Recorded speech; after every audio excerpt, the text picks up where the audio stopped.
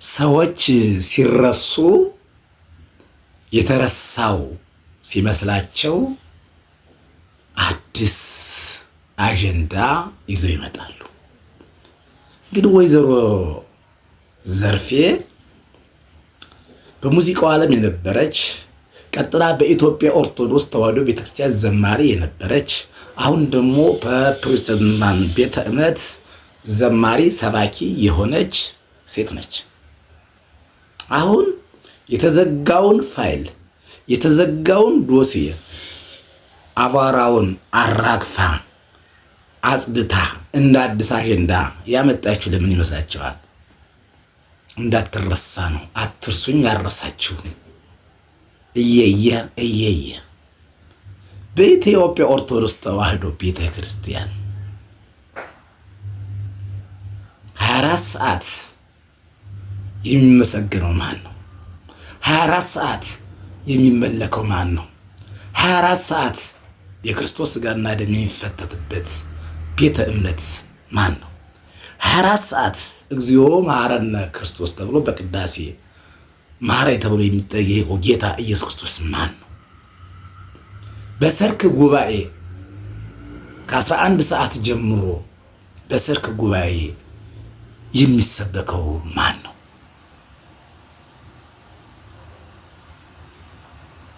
ኢየሱስ ክርስቶስ አይደለም እንዴ?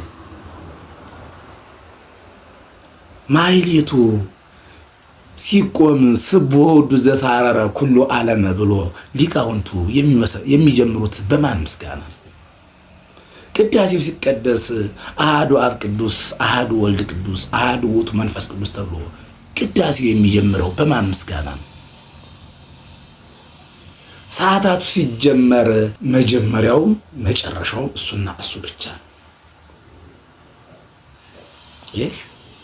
ስለዚህ ኦርቶዶክስ ተዋሕዶ ቤተ ክርስቲያን እያለሽ ትዘምሪያለሽ እንጂ አታዳምጪም።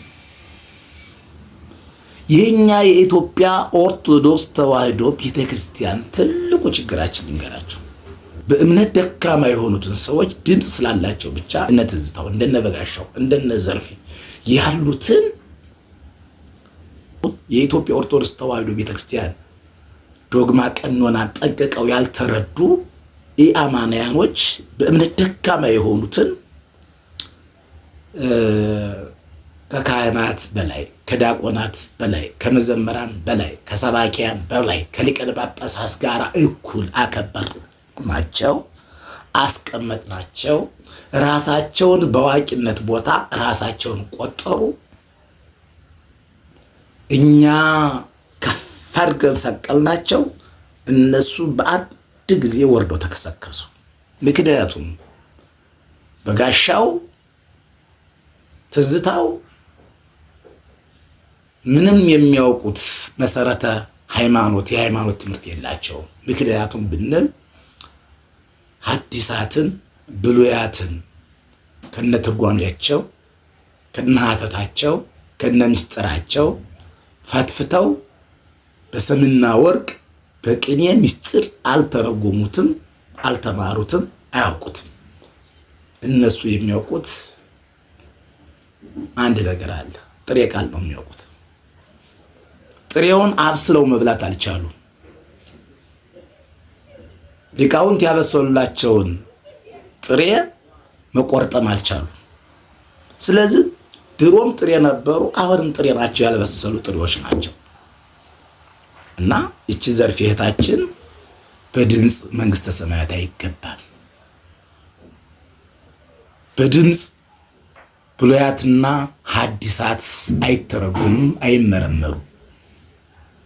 በድምፅ ምስጢረ ሥላሴ፣ ምስጢረ ሥጋዌ፣ ምስጢረ ቁርባን፣ ምስጢረ ጥምቀት፣ ምስጢረ ትንሣኤ ሙታን አይተረጉም። ድምፅ ተሰጦ እንጂ ዕውቀት ሊሆን አይችልም። ስለዚህ እናንተ የምታስቡት ብዙ ድምፃውያን በሀገራችን አሉን። ኢትዮጵያ ኦርቶዶክስ ተዋሕዶ ቤተክርስቲያን መነሻዋም ቅዱስ ያሬድ ነው። በግዕዝ በእዝል በአራራይ ዋይ ዜማ ብሎ እግዚአብሔርን ያመሰገነ ቅዱስ ያሬድ ዝማሬ ከድምፁ ጥራትና ከድምፁ ውበት የተነሳ እንኳን የሰው ልጅ ሁሉ ከፍቶቹ ልቁሞ ያዳምጡት ነበር። የድምፅ ችግር የለባትም ቤተክርስቲያናችን። እኔ ድምፅ ባይኖራት ሌላው አለው፣ ሌላው ድምፅ ባይኖረው ሌላው አለው።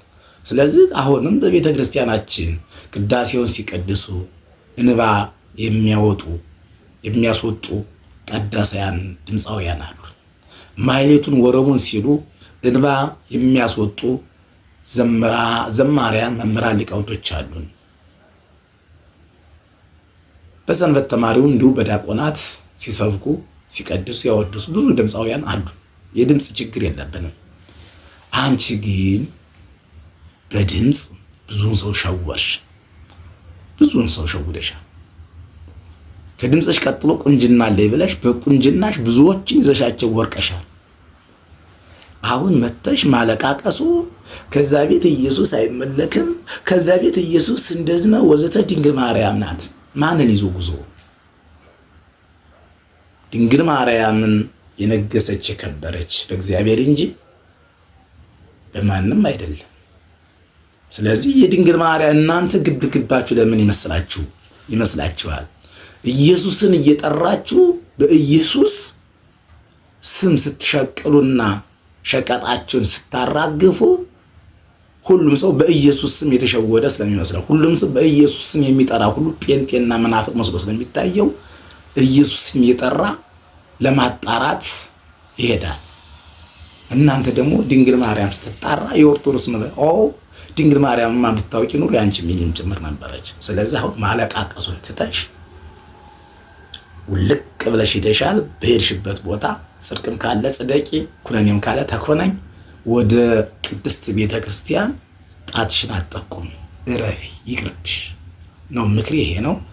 ሼር ላይክ አድርጉልኝ።